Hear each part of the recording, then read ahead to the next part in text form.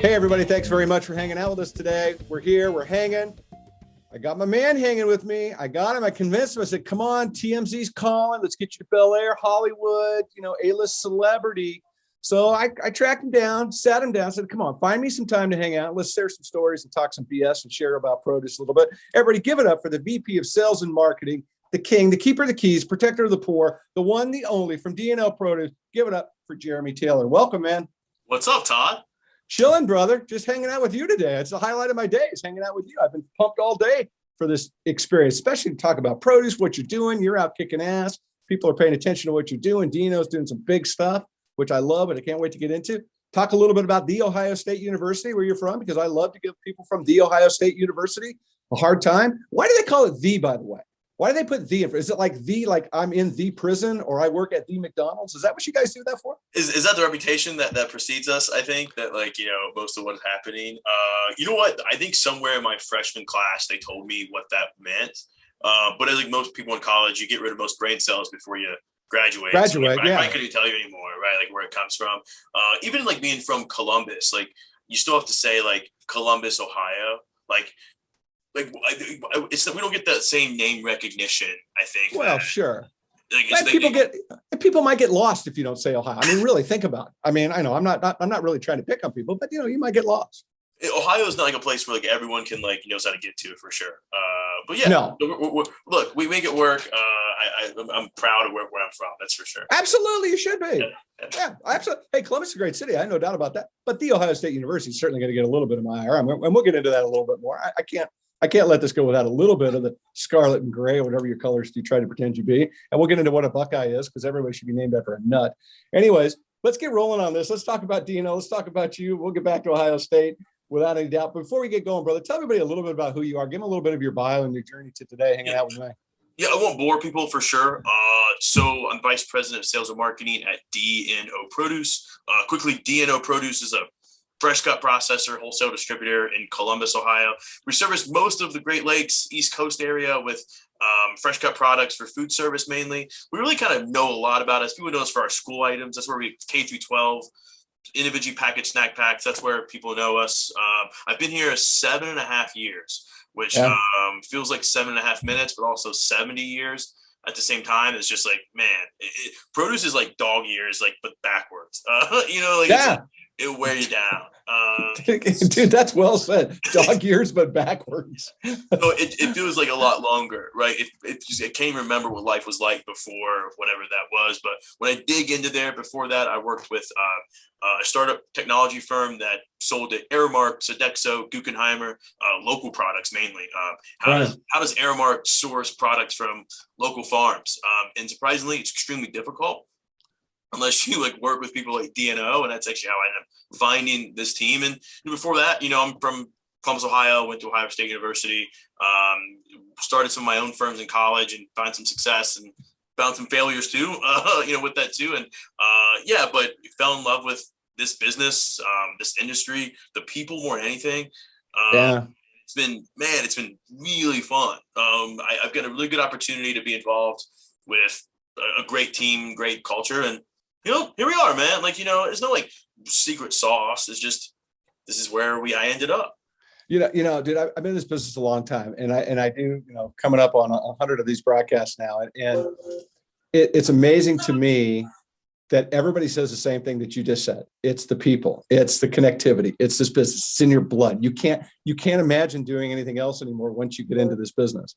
It's just it's such a common theme, and to hear you is 7 years in at this level. And you're a baller brand. You guys are out, you're doing big things. We're going to talk about some of those big things, especially when it comes to, school nutrition and things like that. But, it's just interesting to hear that perspective from you that it's just like, God, it's in the blood. If you go through, and you got a lot of fresh produce, all-stars, legacy people on your I'm you got the 97 or 98, a lot but smarter people than me first, right? But a lot of great people, and they all remind me of romantics almost. It's more than just it's romance. They're drawing little hearts on their notebook around the produce industry, right? They're writing notes and passing it around because it's really hard to like compare what it is. Cause like, you too, Todd, right? Like I know I've been at DNO for 7.5 years. And then before that, a few years at the other firm kind of toying with fresh produce. Right. But like, even still now, you go to a dinner party, you had happy hour and drinks like that. And you tell them what you do. And they're like, what? Like, someone is in like the actual peach business. Right. Or like the cantaloupe business. And like, there has to be, I always knew there was somebody out there, but like who that was. And people are just fascinated by that industry and the people who are attracted there because, maybe your wife like listens to your phone calls like maybe mine does sometimes across the room. And she was like, Jim, like, what are you talking about? Mango? Like, there's no way that was a 25-minute conversation around mangoes. And Right. I'm like, Ashley, yes. like, right. And so to do that and have the ability to go forever, you got to love it. Yeah, no, there's no two ways about it. But again, like you said earlier, it gets in your blood, man. It becomes the people.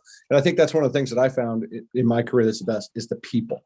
The people that have that have like interests and like desires to make the world a better place and realize the power that produce has to do that and the power they have to touch consumers and affect people's lives on a daily basis. When you really think about the billions of dollars that have, and the billions of people have been fed, it's very powerful to sit back and go, God, that was a pretty cool responsibility I had to try to make sure we were doing right by people.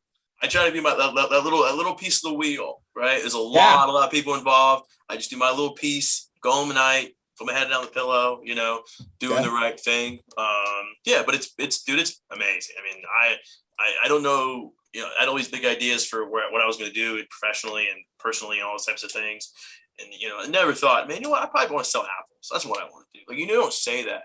But now I couldn't imagine doing anything else. Well, for sure. I mean, and when I cut my teeth, I cut it on the LA market, right? I started in retail for a bit and I got on the LA market at 1:30 in the morning in the bastion of hell and debauchery and craziness back in that time.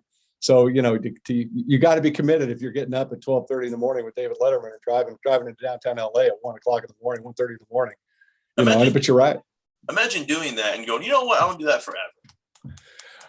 Imagine. Now, I could not imagine that, dude. Trust me. That is a brutal existence. But that industry, you're like, no, man, I want to do this. Yeah. I want to work around the clock. Like, so it gets inside, like it's part of you. And then what else are you going to do? Go do something 100%. Else? Go get a square job. I mean, those guys that roll into the street at, 10 o'clock at night, 11 o'clock at night, 1 in the morning, whatever it is, and grind. I mean, it's just, those guys they're madmen. There's no two ways about it. Yeah, I agree. It's and then they finish it. Then they finish at 6 in the morning. They're having cocktails and breakfast. And they're going to play golf and go to sleep at whatever time and do it all over again. It's crazy. It's a crazy existence. When I first got in this business, or when I first was hanging around, like, I hear all these stories, and like, I got a love or homage for like, where the produce business come from and where it's going.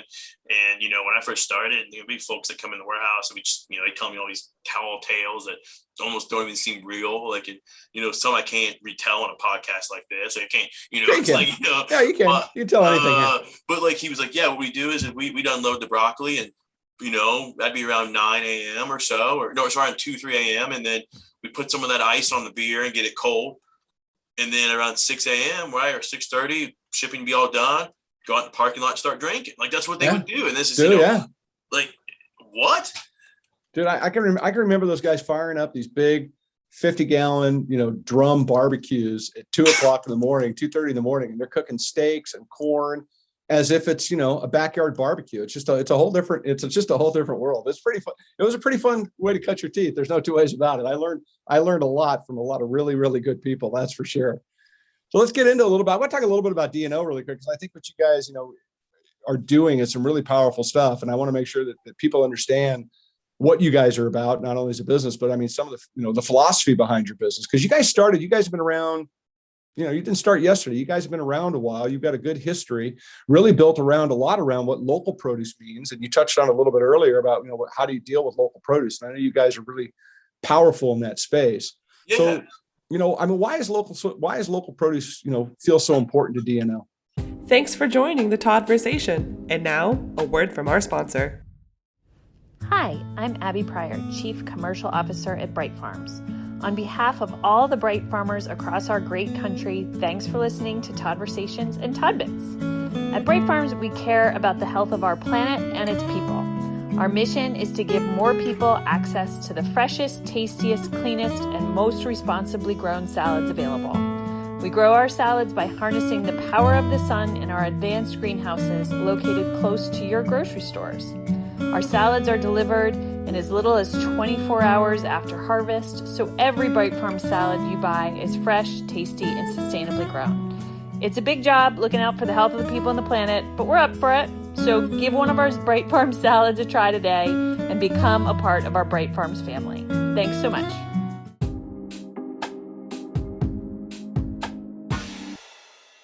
Yeah, so somewhere 33 years ago, DNO started it.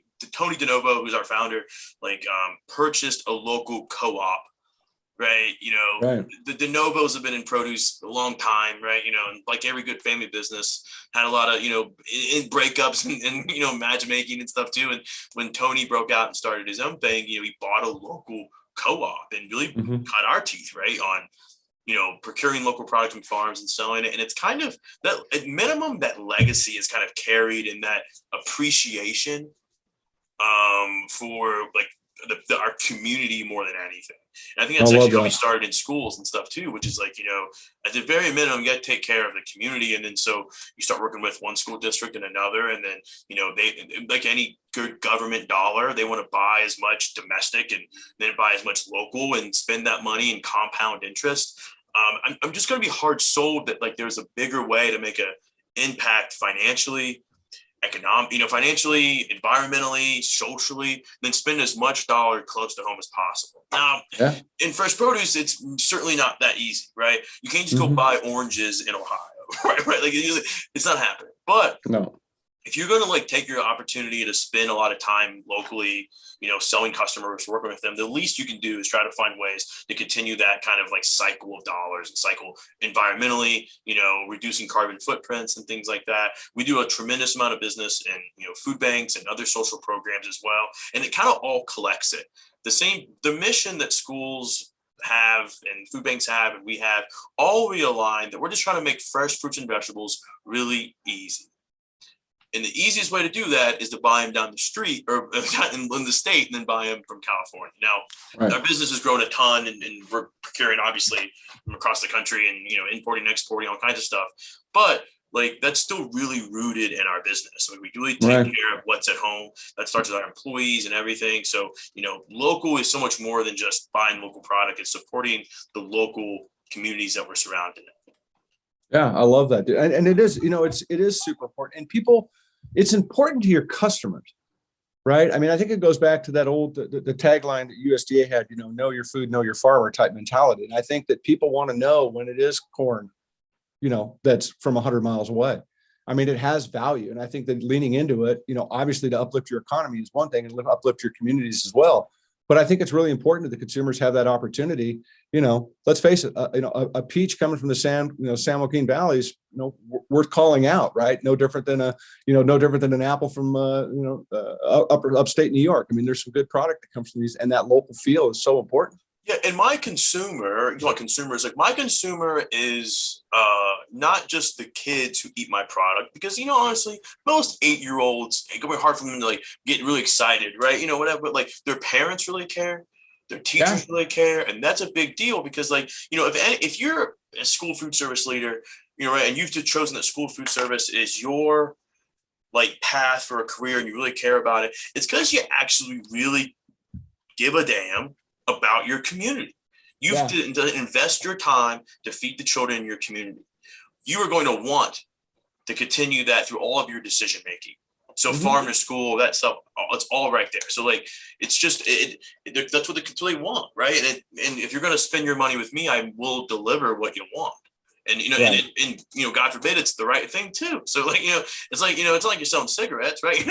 You're selling fresh fruits and vegetables grown regionally to kids who won't get an access without it. Yeah, for sure. Well, look, and I want to get deeper into, I'm going to stay on this train for a second, but I want to get deeper into what you guys are doing with the schools, because it's a huge conversation to have. And I'm such a big proponent of trying to make sure that we are putting more fresh fruits and vegetables in schools, helping that next generation understand the importance of why fruits and vegetables need to replace some of the garbage and what it's going to make a difference, climatically, what's going to make a difference to their health, especially, all of these plus factors. But, when you think about local, and I want you to kind of go back, a little bit in the crystal ball, since you're not in college, you haven't lost these brain cells probably yet, or at least not as fast. But, today versus say yesterday, right? And yesterday meaning in your 7-year tenure, what do you think some of the trends you're seeing versus, about local produce now that you maybe haven't seen before? Or is it gaining momentum, or is it becoming, more of a spotlight item, do you think? So I use the small notation of COVID and in the challenges that presented. COVID, has changed the landscape, retail and food service, more than I've ever, and we'll probably ever really understand. And I think, and put boundaries around. Yeah.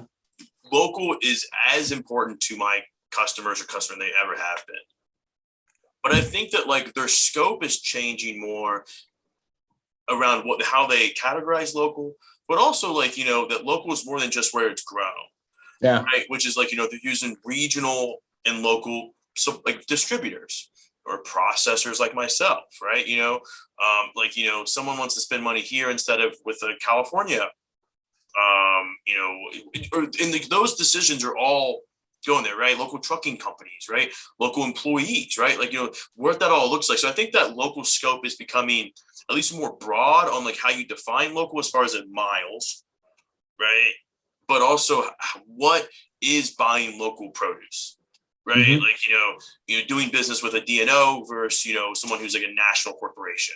What does that type of impact go? So it's growing, it's fast. I think that as we leave COVID, this customers are going back to things that motivated them before, right? In the last 2 years, it's, hey, I'm in survival. I need to fill shelves and get product in the plates and the kids' trays and things like that. Now that things are kind of returning at least closer to pre-pandemic operations, it feels like they're going back to those motivations they had before. Yeah, well, look, the pandemic taught us a lot of things when it comes to produce, and obviously the food service, the restaurant people, I mean, they got their asses kicked, no two ways about it, and it was incredibly unfortunate. But when you come around from that, and that's obviously trying to heal itself now, but one of the big things that I think is important is that we did see fruit and vegetable consumption increase because people were at home more.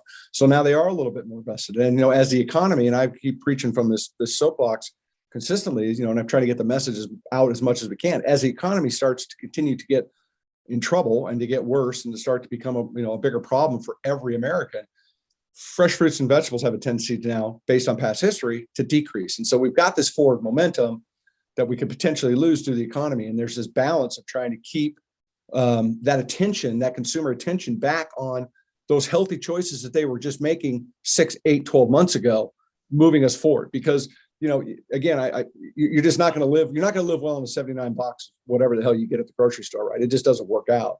So keeping that level up is hard. And I know that's a challenge for you guys as well, to keep that momentum and keep your consumers motivated. Sure. I would assume. Yeah. Yeah, of course it is. Right. Yeah. Of course it's hard to, especially when you look at the inflation and the economic pressures, whatever. It is so easy to go buy frozen berries.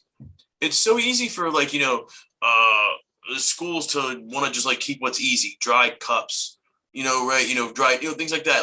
What is fresh and trying new items, right? We just ended up, the school year is just wrapping up this week, right? And last week, right? And, just this past week, we're putting dragon fruit on menus. We're putting papaya, we're putting pink pineapple, all this other kind of crazy stuff. And stuff that maybe definitely when I was 10 or 12 years old, I didn't get access to.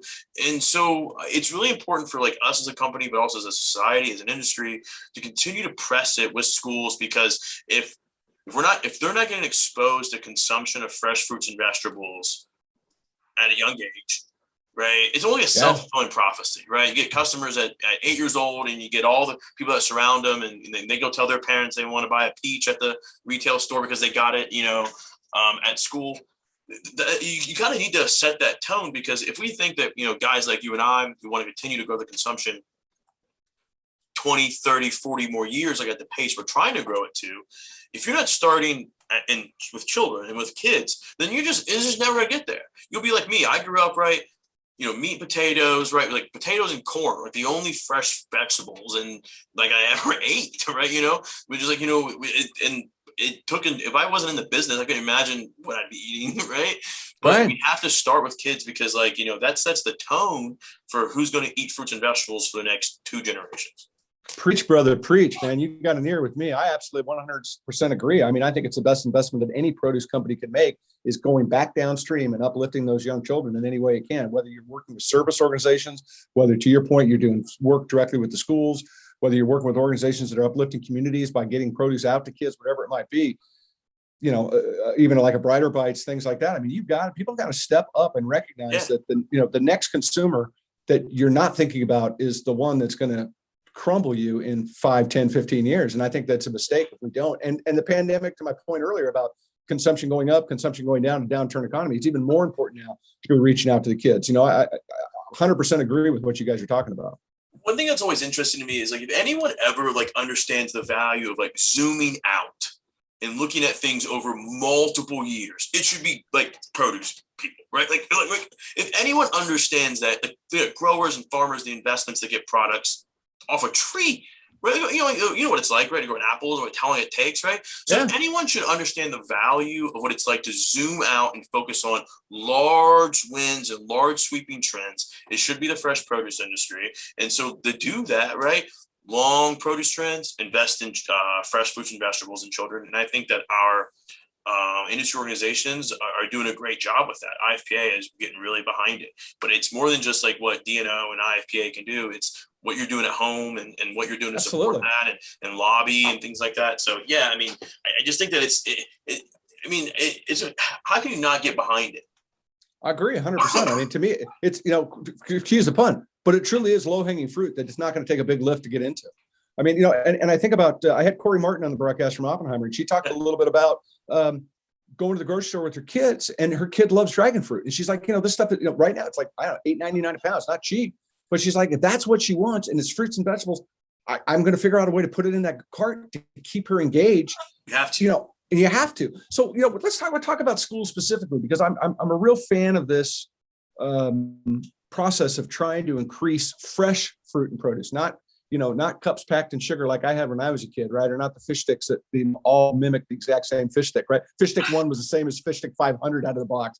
But, is there issues at this point? Or, with getting more fresh fruits and vegetables into school? Are they becoming less receptive, more receptive based on the economy, based upon the fact, they're putting a meal out for no money? The amount of money that's spent on a school meal is pretty shocking, to be honest with you. This is my call to action. Okay? Yeah, go, brother, drop it. Go. Get involved on a political scope. We have been fortunate during the COVID, cycle around waivers for how much people can spend on lunch, what they can serve, things like that. Because look, you're feeding kids for $1.35, right? How much fresh? You guys, everyone listen to this or in fresh produce, what it costs, right? Imagine that, like the food service director has to put on a serving of fruit along with a different type of entree, a drink, another side, the tray itself, like all this kind of crazy stuff, right? One, it's so much farther than it was 10 years ago. And we should be proud of that. We should feel accomplished when doing that. But 2 is we have just as much work to do now as we ever have. The USDA is changing the way it's seeing things. It's a political climate that's as challenging as it's ever been from both sides, right? Somehow school lunch is a political bargaining chip to how we it just is crazy. So yes, fresh fruit and vegetable consumption leads with, we have the DOD fresh program and fresh fruit and vegetable program that's really focused on providing fresh fruits and vegetables and snacks specifically that we do a lot of business in. Our biggest opportunity is to get involved with IFPA, the USDA, and tell them how important it is to you. Schools are underfunded. And school nutrition is an easy one to cut back on because you can look at a P&L and go, okay, none of that. I want the cheapest chicken tender you can find. All apples are the same. No, they're not, right? So we've got work to do. And, we've got DNO. I'm proud of it as a leadership and as an ownership level, walk the walk. Yeah. We have folks in here around policy and stuff because that's it. Well, So dude, that's go my ahead, I'm call. sorry. Get involved. Dude, I think it's absolutely 100%. That's the reason I want to go down this trail, because I think, as we are in a climate where parents are, realizing they need to get more involved in school and understand more about what goes on, and be participants, as they all should have been. They should have never not been participants in their kids' education. This is a big part of it that they need to be involved in, realizing that, hey, this school meal, it's putting food in their stomachs. They may not be eating everything. You may be getting an apple on there that's absolutely nobody wants to eat, right? And how do we change it? How do we bring flavors and things and textures and a positive experience, so we get these kids to eat right and to move forward in their lives with that mindset? So with that being said, though, but I want to get a little specific, and kind of give you a little crystal ball moment, like, hey, what are some of the hurdles, working with the schools that you would like to see overcome? You talked about getting them more funded, getting people a little bit more involved. Is there anything else that you could think of that's like, hey, be more, be more open-minded from the school level to, like, hey, if we tell you got dragon fruit, you should go for it, right? Because kids will eat it, or papayas, or whatever the case might be. There's a really special program, the Fresh Fruit and Vegetable Program, FFVP. Anyone who is involved in any type of school food service or lunch produce knows it. You may know it already. It's specific around school snack pack items, meant for grab and go, easy to eat, ready to peel, already ready to go. And it's all around experience. Trying new fruits and vegetables that they never have. And the best part about it, or at least one of the best parts about it, is that it's built around the districts who get the most FFVP funding have the highest free and reduced lunch population. So it's meant to serve communities who are underserved, have a lower income level, and that one may only be eating at school, right? Which is one that, like, I'm like choked up thinking about it. Okay. Yeah. Right? In school, but also, right, when you're there, right, they get a chance to try things that, like, you and I don't get a chance to try. Okay. An experience level, right? I had pink pineapple for the first time with the kids, right? Jicama sticks and mangoes and, dragon fruit and all this other great, kumquats and all this other kind of crazy stuff. And it's a great program because it gets experience. They get to try. Fruits and vegetables don't have to be the kind of fruits and vegetables I ate, which are like, big can of green beans, or like the only thing I knew that a vegetable was, whether it's a potato, fried, right? So French fries, right? I thought that was a vegetable, and that was like what that worked. These kids are understanding that there's a huge world out there, and they get a chance to learn about, maybe I'll take a career in that one day. Maybe I'll get a little more involved. And it's so, I can't talk enough around the FFVP program, but if there's anything I encourage students to do, or to do at home with your kids, right? I just had a baby, and so she's not yet like the eating fruits and vegetables stage yet. But like the exciting part is, like, man, I want you to try all these new things that are out there. There's such a big world. Yeah, no, 100.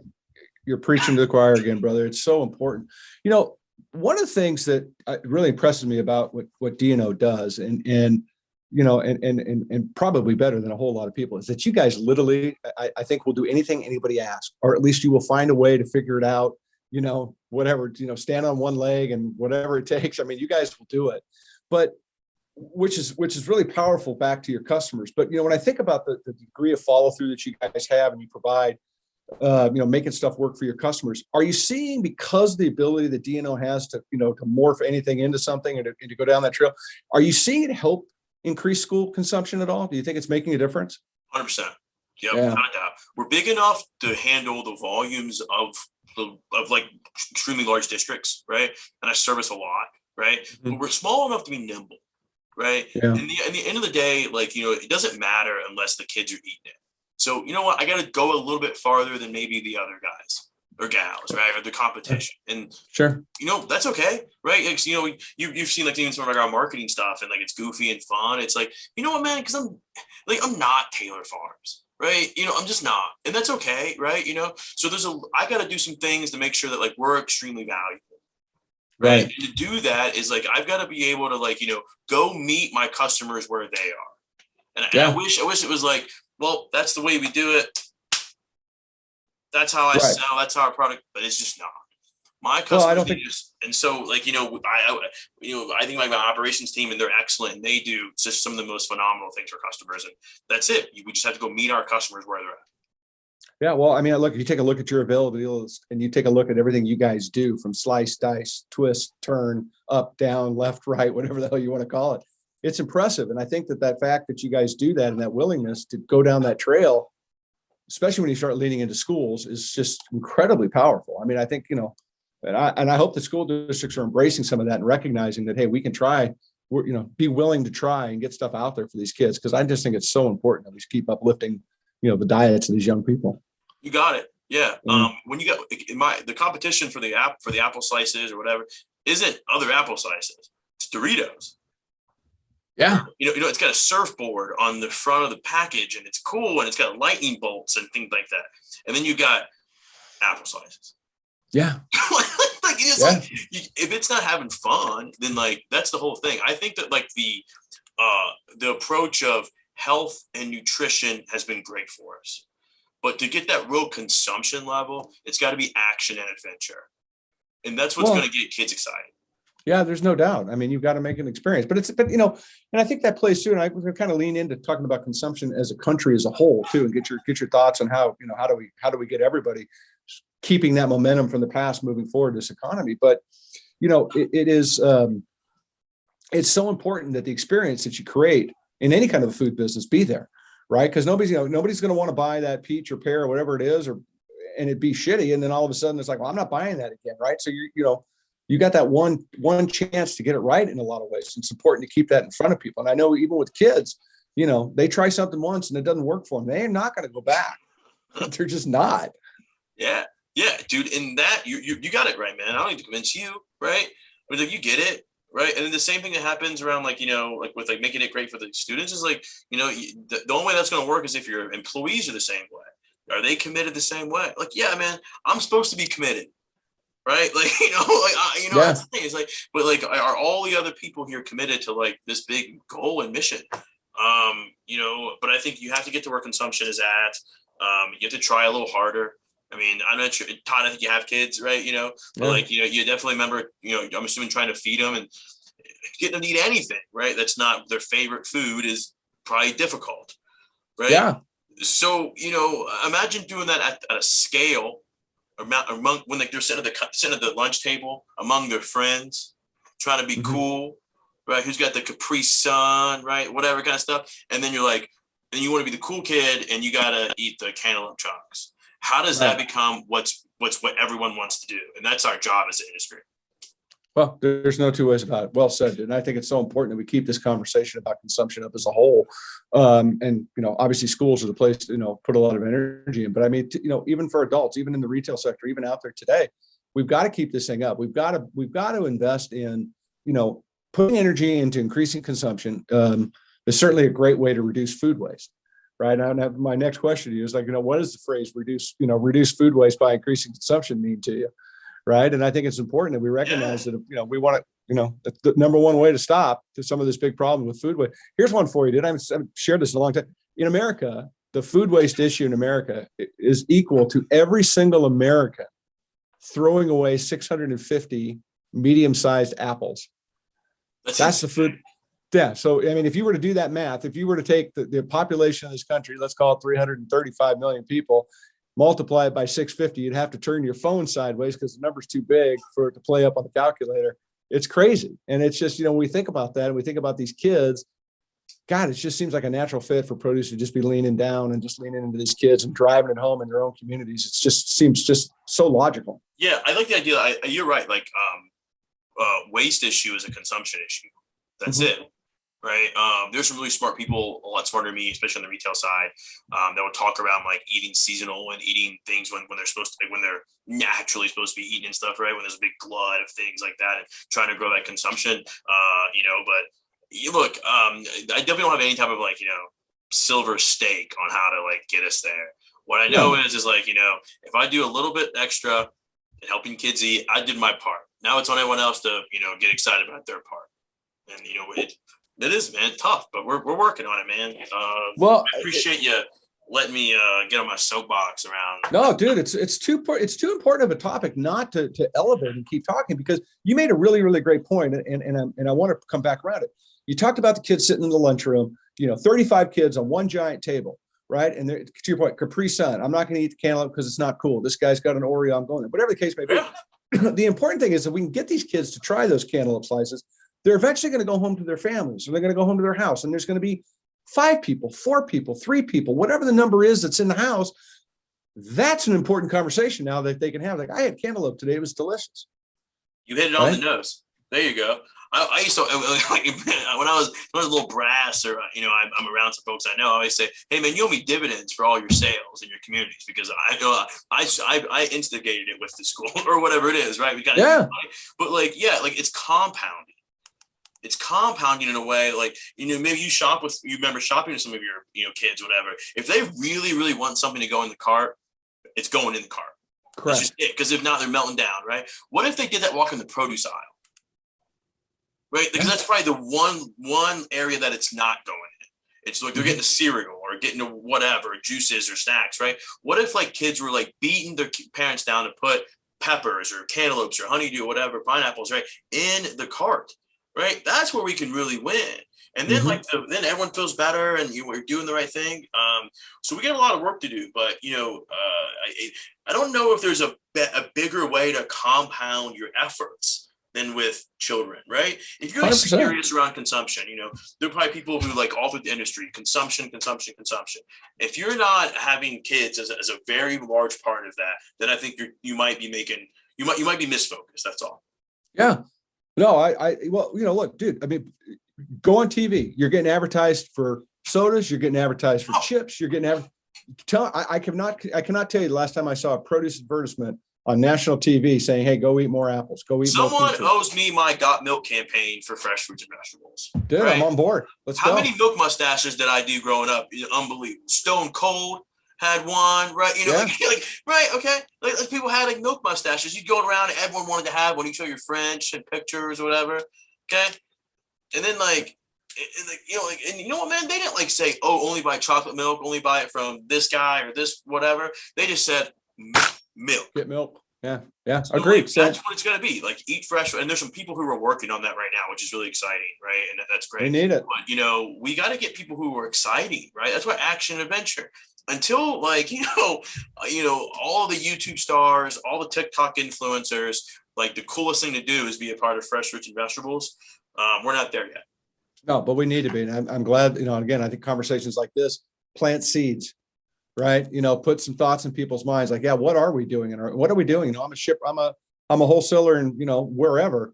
What am I doing? You know, is there something more I could be doing? How do I volunteer? How do I get product in? Do I donate? Hey, do I donate 10 cases to my local school just to see what it does? Yeah. Who knows? But it's a hell of a good investment in the future, in my opinion. Yeah, and in the schools, you also got like the other areas. Like I encourage people to get involved in their food bank, local food banks. Yeah, a lot of kids eat sure. food banks, and you know that's where we're going to grow consumption. Yeah, I agree with you wholeheartedly, dude. Thank you. That was awesome. That was a great chat on that topic, and it's so terribly important. I want to kind of switch gears a little bit because I think people need to hear, and I'd like for people to hear from your perspective as we're getting into this, you know, economic state, what's going on. And you guys do a ton of logistics services. You guys do a DNO. So I want to talk a little bit about logistics and, you know, this economy a little bit and just kind of what your crystal ball says about what's going forward. Yeah, probably if I had a really crystal ball, I'd be a lot richer. Probably I understand where like be doing things right now. We've been in Vegas today playing blackjack. Yeah, exactly. Yeah. So fresh vegetable, I think consumption in general, but like in general as an industry, we're gonna get pressed. If anything's expensive, it's fresh fruits and vegetables, right? It is. It's tough, right? We're all facing the same things: labor, trucks, shortages. You know, don't have as much money to spend, you know, at the grocery store they once did or whatever. Where it's going, where are we going? I think that as a business, we would try to, you know, set ourselves up to, you know, outlast a lot of like the issues, and you do that by, you know, trying to spread your customer base around a little bit. But you know, as an industry, I think that like we're gonna like, you know, find more reasons to get along than compete in a way. And I think that's I think, you know, when I hear stories around like where the fresh produce wholesale the business started, or like was really big, those 50s, 60s, 70s, right? And then kind of where it went away with like the development of broadliners, large buying organizations and things like that, was that like at one time everyone worked together. And then they kind of lost a little bit of that spark and magic. But now we've got this hyper like new generation that's entering the fresh produce business. Like, like I'm not like I'm 30. Okay. And like every person on my sales team is younger than me. Okay. So they've all blown it. And what they all tell me the exact same thing is that like, it's all around like collaboration and working together and trying to like build things together. And I think that's what the industry is going to see a lot different. I don't know if I can tell you that, hey, like, trucking is going to get easier or harder. My guess, everything's going to get harder. That's why I think that everything's going to be tighter. Margins are going to shrink. We're all going to be focused on consumption, all focused on, making every single case count, all that kind of stuff. But I do know that like as an industry, what we're going to do is we're going to work together more, or you will be obsolete. Your partners and your competitors are all going to work, I think, a little bit closer together with freight and things like that. And I'm starting to see it more and more than I've seen in the last decade here, and definitely at DNO. That's just we're going to have to help each other to keep things moving the way that we're accustomed to. No, it's well said. I mean, I do believe it's going to be a challenge. I think you're right. I think all of it's going to be, supply is going to be a challenge. Boxes, oil, fuel, trucks, truckers, all of it is going to come back. And I think we've got to be mindful and prepared for that. We need to start making sure we're having these conversations with our vendor partners and everybody else. Like, look, this is going to be a rocky road. How are we going to navigate this? Because, you're at the point now where, this conversation of, get your infrastructure tighter, right there. It's, cut costs, this, that train's left the station right now. And I think it's going to be really challenging. You're going to be having more conversations about raising prices and why you've got to do it. Look, oil's at the price it is, which means packaging goes through the roof. All of it just keeps circulating back on itself. So it's going to be a challenge. And I got a philosophy, I don't claim to be the right, all the time, or even like, the best, which is that like, I think right now people are really trying to figure out ways to like get tighter, understand their cost, right? Do things a little streamlined way. I'm pushing a little bit the other way, right? When people zig, I want to zag, right? And I want to like build things a little certain way. And I think that like, so we're focused on our people and internally, and we work on growing those types of things, because I think that everyone's going to be really concerned around like who I'm doing business with, the people I'm working with day to day during this tremulous time, right? Because it's going to be hard, right? Like you're going to have conversations with your vendors and your customers that you've been trying to avoid, right? That you have, right? And so what I'm focused on is like, how do I have a team right now that's built for that? How do I not go through a shrink phase, right? How do I keep building the team out so that they'll keep building my own business out during this time? Because like, they're going to want to work here until maybe this all shakes out, which could be years, right? Yeah. So, so how do I work on a team that allows for them to like, be prepared to have those conversations and say, you know what, if I'm going to like be in an economic downturn and everything's going to be expensive and all conversations are going to go there and case volume is going to go down and consumption is going to change, the one thing they can choose is where they work, or at least hope to, right? Like they can probably make that choice. And I think if I can get the best people to make that choice here, because everyone's been doing the same stuff, they make that choice here, then I think that like that's a little bit of an advantage or an edge that like a company like me can have long term. Yeah, well said. Very well said. Switch gears. Let's have a little bit of fun with you here. Let's switch gears. Talk to me a little bit about Dim Apples. Talk to me a little about social media and how it's become a part of your business, because you're a little bit of an influencer out there. What do you have, like 500 million TikTok followers? What do you got now? Where are you at? On accident. How it works. Hey, ask the Kardashians. They'll tell you how it works. It's all by accident. I wish like there's like talk about crystal ball. I have no idea how it all worked. One day I felt this is like I'm gonna go sad and then go to fun. Okay. Yeah. One day I felt lonely. I was like, no way I'm the only person who thinks about it this way. Or if I am, this is going to be a long career. Yeah. Right. Like it's going to be brutal. Okay. And then so one day I was like, you know what, man, I'm going to just like be myself online. I'm going to make my LinkedIn look like my Twitter, and I'm going to make it like, just have fun. And I would go to sales meetings and like customers, and I would knock it out of the park. And I go, what happened? Like, cause I was myself. But then like, I couldn't ever really show people all like the fun and crazy stuff that the people who work for us do and are. And it was like, they're just like so unique. And I was like, you know what, man, how can I like put these guys on the internet? Like, that's what I thought. Yeah. I was like, I can't scale them enough. So how do I do that? And one day I had this idea and I was like, I watched like Between Two Ferns and I was watching like a couple other things. And I was like, yeah, let's just try this one time. And luckily like ownership like told me like, hey, like, go for it, have fun. Like, but if it bombs, like, don't do it anymore. Right. Or delete it. Yeah. Right. And so I was like, no, I think it's really cool. And like, made it, they're like, I filmed it in my office. That's like wood paneling. And I realized a long time ago, or at least like the last couple of years, is like, you know what? Like, it is what it is. I work in an office that's got wood paneling, right? I work in an office that's like anyone can hear me and it's awkward. It's a produce warehouse. It is what it is. Okay. So I embraced it, filmed a 6-minute episode on there and cut it over a glass of wine, right? One time and put it on the internet and it went crazy. And I was just like, what? And then I was like, okay, that's like, now let's start putting memes on the internet. Like stuff that I was already doing. We were already doing this internally and sharing with each other. I was like, you know what? Maybe our customers might care. It took about almost 18 months of doing stuff like that all the time. Right? No return outside of just having a ton of fun. Yeah. We just like thought it was the funniest thing. And we're like loving it. We didn't care what it did, but people started liking it and wanting it. And then one day my phone rang and someone saw my video and they were a customer 7 days later. And the power of the internet. Turned it in to like leadership. And I was like, hey, it took me 18 months. And now it's at a pace where it actually makes a lot of sense. But the one thing that like, unfortunately and fortunately, I don't do it. I do it because it's so much fun to me. Right. Like, I wish it had some grand scheme. Oh, this is our customer acquisition strategy. No, it's not, Todd. That is a lie. Right. I think it is hilarious, and it's the best part. I do too. I think it's hilarious. I think what you guys did. I think when you guys did the pink pineapples, it's great. It's a great pause. It's a great way of like getting people involved. Again, working to increase consumption, getting people involved with the logic, and having a little bit of fun. Like I can look at this. Yeah. I also I think that like the traditional marketing campaigns are also kind of played out. Oh, my July 4th marketing campaign, go eat cut fruit. Okay, right?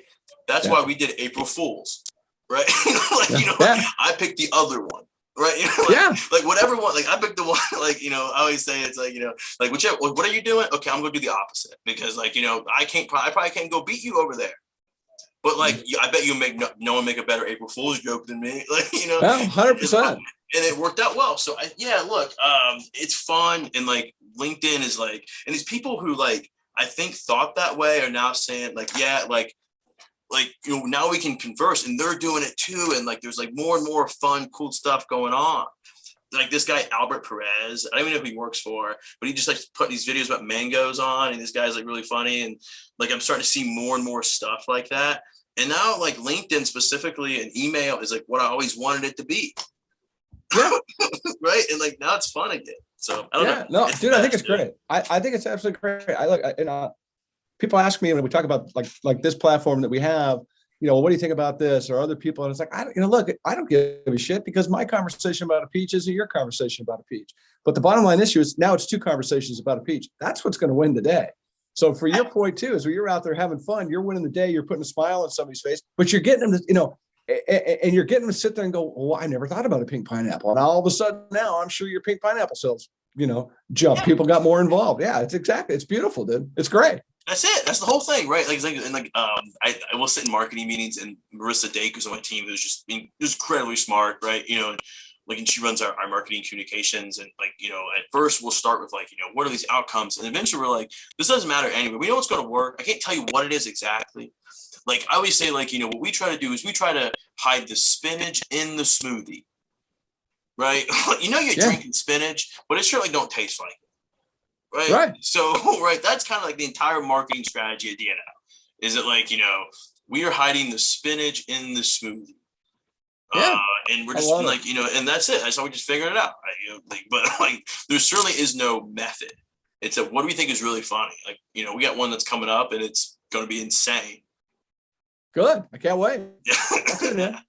I watch them. I think you're great, dude. They're incredibly entertaining, and I'm glad you're doing them. Don't stop. Thanks, man. No, I think it's just super important, but it really does epitomize exactly what we've been talking about this entire broadcast about consumption and kids and reaching out. Look, you go on a video and you read Shakespeare to a 6-year-old, good luck. But if you're on there talking about pink pineapples being a dork and having a good time, making them laugh, they're going to want to go buy a pink pineapple. It's just common sense. I love it. There you go, man. We just I think like our other parts of our marketing side, like on how to get apples, like the videos, and like now, like my team's coming in. They're going, yeah, I got a great idea. Yeah. They're gonna be pitched. Sure. And I'm like, dude, you can put whatever you want on the internet. That's what's so cool about the internet is you can do whatever you want. Like so much opportunity and like I can do bad stuff too, right? But like there's so much that you can do and like try. And guess what? It's basically free. Yeah. All my highlight them apples videos is on my iPhone and a selfie stick that I picked up for $9 off Amazon. And then I cut it over happy hour. That's the whole thing. I love it. Yeah, and guess what? Like, I went to Brandstorm and they got huge budgets to drive the same results that you can do with the internet. Yeah, good point. Like, good point. Crazy. Yeah, it's a good point, dude. It makes you there's no argument. I did it too, man. Like this is just like how much Zoom costs? Nothing. Yeah. But like, you could pay for certain things, but you got it, man. Like this is it. This is how it works. I love it. So, dude, let's before I start rattling a little harder on Ohio State, we get to that conversation because it's coming. I haven't let it go yet. It's coming. What's next for you, and what's next for DNO and the rest of the year? Anything exciting coming on? I mean, you just had a baby, so you can't say you're going to have another baby. That'd be a little quick. No. I'm going to try to find a nap. Is like the with the newborn. DNO is a unique place, and we're going to build a unique future. I love that. And there is no company we're trying to emulate. I'm also trying to emulate anyone else's career. I think that we're just I think that like in the short term, so a great mentor, I'm gonna steal it. This guy is Artie Isaac. He's super sharp. And his big always advice is in the short term, we're going to be intensive. In the long term, we're going to be consistent. And that's it. That's our plan. We're right now, day to day, we're going to be intense around every opportunity, every sale, every interaction with each other, our customers, our vendors, our partners, whatever. But long term, we're going to be consistent in that. And that's our plan. I wish there is no like in 10 years, we're going to look like this and do that. And we're building some big thing. We got a big expansion that's coming on board. We're going to have more capacity. We do more of the mission that we're trying to do. I love it, dude. That's it. Right. And so like, if you can get behind that as an employee or as a customer or a vendor, I want you to call me. Like, that's basically it. Right. Because like what you get is what you get. We're building a company around good people, good products, and good partners day in and day out. That's it. I love it. Well, so let me, I got to screw with you with Ohio State. It's for the backstory for everybody. And I've shared this with you. We've already had this conversation. When I was a kid, my dad was a professor at USC. So I grew up as a kid with USC football. So I learned to hate Ohio State. I learned to hate Notre Dame, and I learned to hate UCLA. It's just what you did when you were a kid, right? Because I was always rooting for the Cardinal and gold. So I had an opportunity to be at a Rose Bowl with Woody Hayes on the sideline when USC beat Ohio State, as they normally used to do. But, so to me, I have a little bit of, I have a little brevity, a little bit of fun, a little bit of humor around Ohio State. So, and I kind of touched on the beginning of the show, why they call it the. So, but I just a couple quick trivia questions. I'll just throw one at you. Do you know why there's no longer ice available at Ohio State football games? Rattle me off. Well, because the seventh year senior that knew the recipe finally graduated. I think out of all the jokes, the one that feels the most truthful is that one.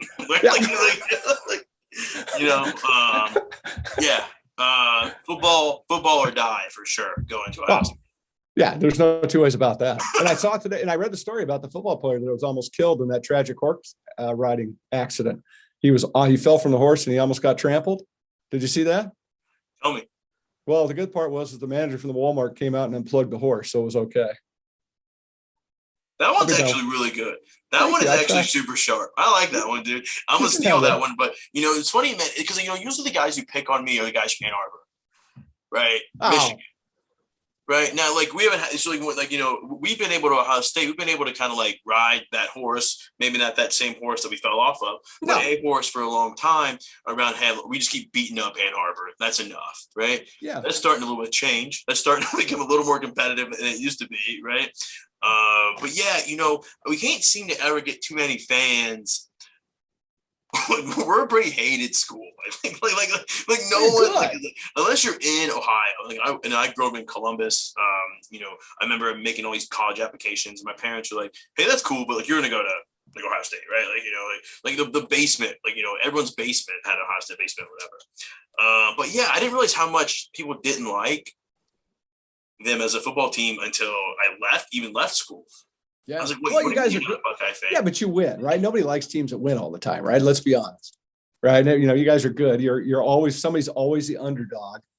Yeah. For the most part, when you play a team like yours with Ohio State, and you've had a great run, you know, but of course, you know, when you got guys that are in there for 12 years as a senior, I mean, obviously these guys are getting good practice. Yeah, dude. Yeah. Starting quarterback's 39. Yeah, we're getting swole, that's for sure, right? Like our guys are spending time in the gym. Yeah, there's no doubt. There's creatine in their diet. There's no two ways about that, dude. There's no two ways. Yeah. Brother, this is a blast. I'm super glad we got to hang out together and chat. I mean, I told you I was looking forward to this, and I meant it. And I knew it was going to go like this. I knew it was just going to be a ton of fun and incredibly informative and insightful. So I just want to say thanks very much for making the time to hang out with me today and just chilling, because I think that people are going to see this. And I think that you've planted, this conversation is going to plant some seeds of thought that hopefully translate into communities around this country to think about change, and how do we make change, and how do we get involved with schools to make change? How do we talk about food in the school system? What parents have gone and said, hey, tell me about how you feed my kid every day? I think those are important conversations we need to start leaning into. And I'm glad you guys are leading the charge and being a shining example out there about what's working and how to do it right. I appreciate your time. Thanks for having me. Hopefully we get a chance to continue the conversation some other time. Maybe I'll come back for 100. Maybe I'll be at episode 198. Dude, you're welcome back anytime. Come on. I still got another Ohio State joke I'm going to leave in the back burner. So, you know, yeah, I don't want to ruin them all, but yeah, dude, you're always welcome back. You know that. I really appreciate it. Man, I really appreciate it. Yeah. Hey, everybody. Thanks for hanging out with us. What a great conversation. Get inspired by it. I talk about it all the time in this broadcast. Find something that inspires you. Lean into it. Go inspire somebody. Say hello. You know, give somebody a hug, make a phone call to somebody you haven't talked to in a while, send a text message. Those are all sources of inspiration, as well as this conversation. How do we inspire schools? How do we inspire change? I think Jeremy did a great job of laying some of that out and put some seeds. So go check out DNO Produce, get on Dim Apples, check out what they're doing on social media. It's a good time. Check us out on social media, subscribe to the podcast, follow us, do all that cool stuff. We really appreciate all of you, and we'll see you next time. Take care.